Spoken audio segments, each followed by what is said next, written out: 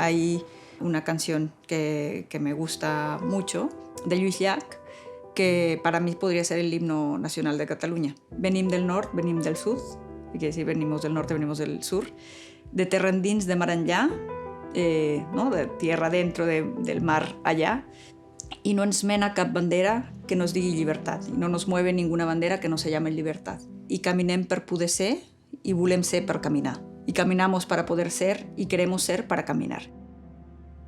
Soy Eunice Romero Rivera y soy actualmente directora general de Migraciones, Refugio y Antirracismo en el gobierno de la Generalitat de Cataluña en Barcelona. Y yo también soy mexicana.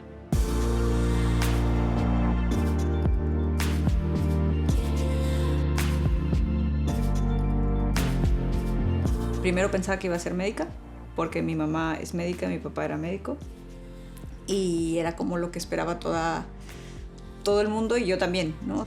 Nací en la Ciudad de México, y luego mis papás pues, se mudaron a León, Guanajuato, y ahí crecí de los 4 hasta los 18 que pude decidir a dónde quería vivir. Después me fui a Monterrey y estudié ciencia política. Bueno, primero entré a medicina, luego me cambié de carrera a relaciones internacionales, que finalmente acabé haciendo ciencia política. La verdad es que la decisión de emigrar no es como que la tengas ahí 2 puntos, me voy para siempre. O sea, no. Creo que es la curiosidad la que te lleva a decir un día, oye, pues me voy a estudiar no sé dónde, o en mi caso, hacia Barcelona. Mi idea era venir a estudiar a estudiar el caso catalán, ¿no? Por la peculiaridad que hay entre inmigración y sentido de pertenencia nacional aquí, y me parecía como súper interesante venir a ver qué onda con los catalanes. Yo había venido un año de intercambio y había conocido un poco esta realidad, y se me hacía que quería ver cómo era una nación sin Estado. Entonces vine por eso. Fue poco a poco que la idea de volver a México se volvía más complicada, tanto por la situación en México como por lo que yo estaba viviendo aquí, cómo me iba adentrando cada vez más en las cosas que me interesaban aquí en Cataluña. Entonces no era muy consciente de estar inmigrando, ¿no? Sí, obviamente sí, con cuestiones en la calle, ¿no? Que te puedes encontrar, porque te las encuentras también como estudiante durante 2 años o 5 años sin saber exactamente que vas a formar una vida aquí, que vas a tener hijos aquí o lo que sea. Pues me doy cuenta obviamente que es privilegiada, ¿no? Porque es una inmigración con mucha suerte, o sea, y con recursos. O sea, yo vine aquí a trabajar, con lo cual me tuve que inscribir a un programa de doctorado, no para hacerlo, sino para poder tener un motivo legal para estar aquí. Con lo cual, obviamente, empiezas a notar que hay esta discriminación contra las personas inmigrantes, ¿no? Y entonces no es todo miel sobre hojuelas, pero obviamente tampoco es la misma situación que las personas que tienen que emigrar sin siquiera poder pasar por un aeropuerto, sino tener que arriesgar la vida para llegar aquí, ¿no?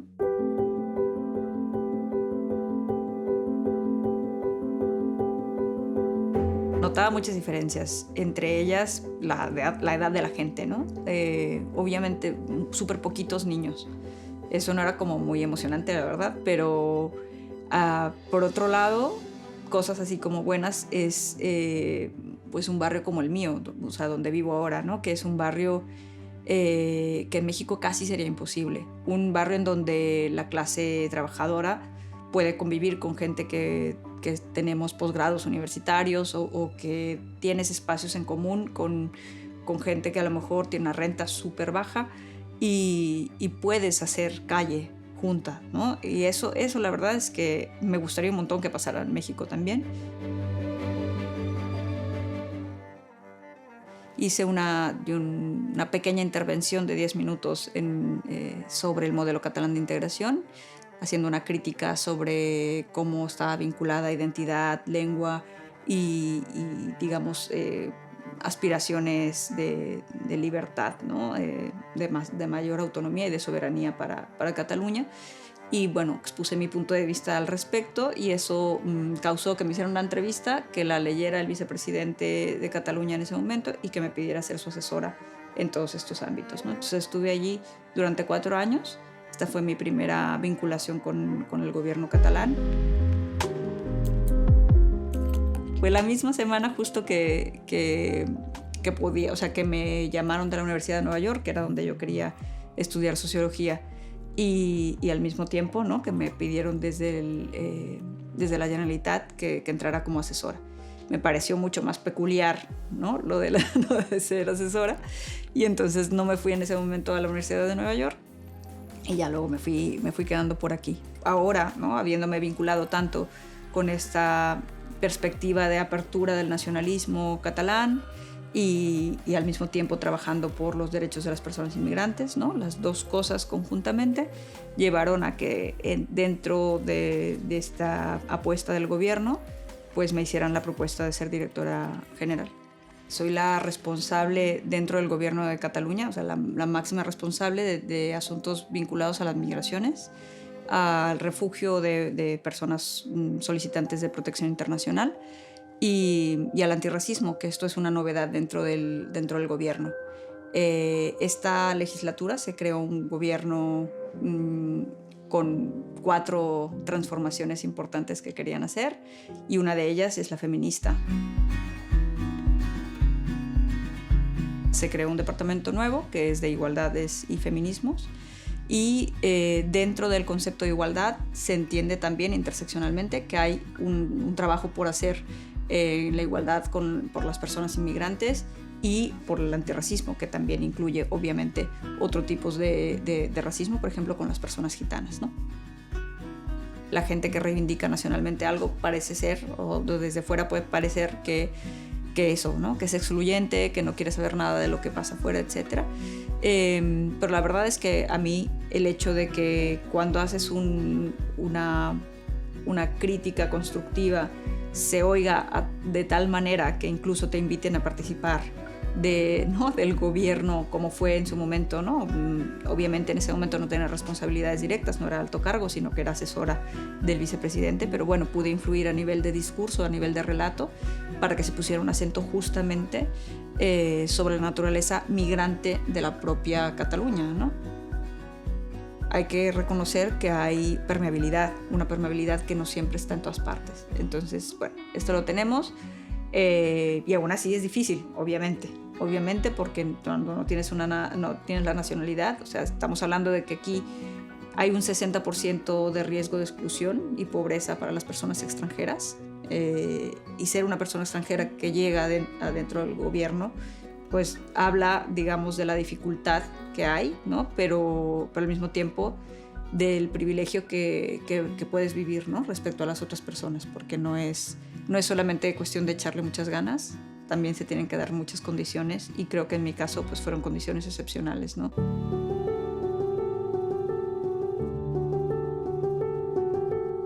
Sabemos que la gente que emigra tiene mucho más capital cultural del que es reconocido habitualmente y del que pueden explotar en sus trabajos, ¿no? Entonces eso lo viví, y yo creo que eso es lo que es interesante ahora, no solo por lo que significa para todo el movimiento de personas extranjeras y antirracista que yo esté en una posición como la que estoy, sino también, o sea, no por mí personalmente, no por mí individualmente, sino lo que significa para todos, ¿no? Yo creo que eso es importante, y es importante haber vivido estas experiencias, tener esta sensibilidad, porque diseñas las políticas públicas de una manera totalmente diferente. Este es el reto seguramente de las políticas de inmigración, que es contra una ley de extranjería, o sea, es decir, con todos los límites que implica una ley de extranjería, lograr hacer sentir en su casa a toda la gente que está viviendo aquí, que está construyendo lo que hoy es Cataluña, ¿no? Y entonces este es nuestro trabajo, que la gente se pueda sentir reconocida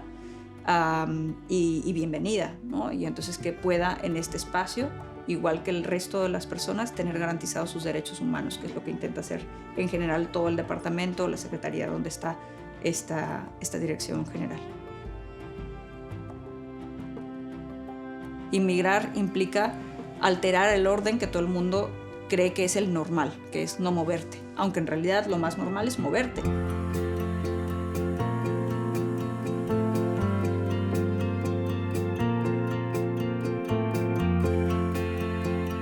A mí me gustaría ver un México libre de desigualdades. Me gustaría ver un México en donde puedas, como te decía, caminar por el mismo barrio y compartir experiencias y lugares, ¿no?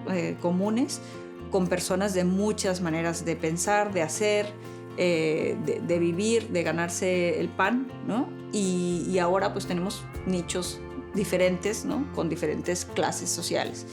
Pues me gustaría ver un México que fuera en donde pudieras hacer esta vida conjunta, un México en donde los derechos de todas las personas fueran respetados, donde los derechos de las mujeres sean una prioridad, un México que deja de ver individualmente y empieza a recordar la capacidad que tiene el poder popular. Hace falta darse cuenta que la pobreza no es culpa de la gente que es pobre, que la riqueza no es mérito de la gente que es rica, que esto es un sistema de desigualdades y que cada uno de nosotros puede poner su parte, ¿no? en ser consciente de eso y en modificar las situaciones de injusticia. Porque trabajar mucho es una cosa que hace mucha gente y que no le provee de lo que necesita.